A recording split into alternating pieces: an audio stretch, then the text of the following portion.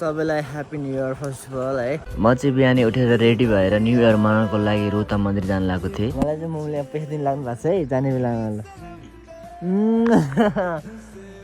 ल पैसा उयो घरबाट सिधै गाईघाट पुग्यौँ। त्यहाँ गएर केटाहरूसँग भेटघाट भयो।